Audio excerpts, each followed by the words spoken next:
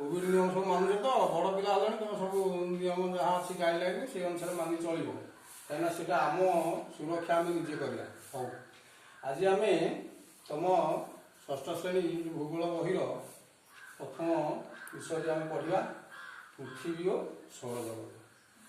ତେଣୁ ଆମେ ସବୁ ପୃଥିବୀରେ ବାସ କରୁଛେ। ତମେ ଜାଣିଛ ଦିନବେଳା ଆକାଶରେ ସୂର୍ଯ୍ୟ ଉଦୟ ହୁଅନ୍ତି ସକାଳୁ, ଆଉ ମଧ୍ୟ ସନ୍ଧ୍ୟାରେ ଅସ୍ତ ହୁଅନ୍ତି।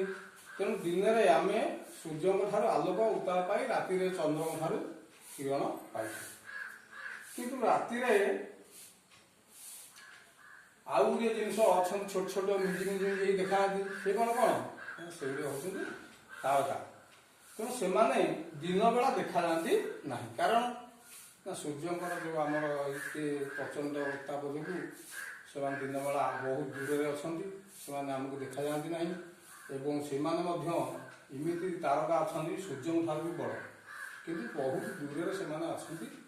ସୂର୍ଯ୍ୟ ଆମ ପାଖରେ ଅଛି ବୋଲି ସେ ଆମକୁ ବଡ଼ ଦେଖାଯାଉଛି ବା ତାର କିରଣ ଆମେ ଉତ୍ତପ୍ତ କିରଣ ପାଇପାରୁଛେ, କିନ୍ତୁ ତାରାମାନେ ବହୁତ ଦୂରରେ ଅଛନ୍ତି। ଏଇ ଯେଉଁ ମହାକାଶରେ ଦେଖାଯାଉଛନ୍ତି ସୂର୍ଯ୍ୟ ଚନ୍ଦ୍ର ତାରା ଏଇ ଯେତେ ସବୁ ରହିଲେ ଏଇମାନଙ୍କୁ କୁହାଯାଏ କ'ଣ? ମହାଜାଗତିକ ପିଣ୍ଡ। ତେଣୁ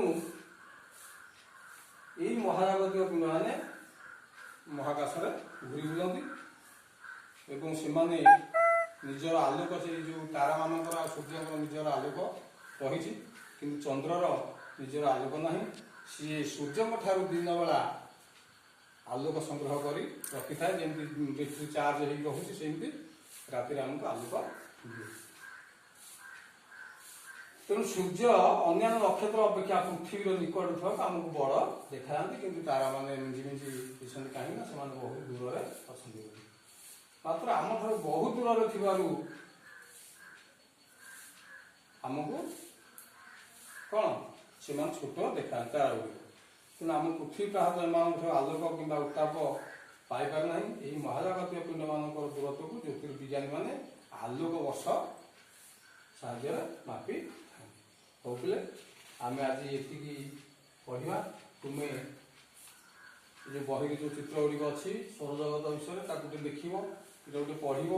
ପଢ଼ିକି ତା ଭିତରେ ଆଉ କ'ଣ ରହିଲା ତମର ଅବୁଝା ରହିଯାଉଛି ବା ଜାଣିପାରୁନ, ତାପରେ ଏପଟେ ଅଛି ଆମର ଆଗକୁ ଯେଉଁ ଅନ୍ୟାନ୍ୟ ତାରାମାନେ ଅଛନ୍ତି, ଯେମିତି ସପ୍ତର୍ଷି ମଣ୍ଡଳ, ଧ୍ରୁବ ତାରା, ସେ ବିଷୟରେ ଆମେ ନେକ୍ସଟ ପିରିୟଡ଼ରେ ପଢ଼ିବା। ଆଜି ଏତିକି ଆଉ ପଢ଼ିକି ଆସିବ। Thank you.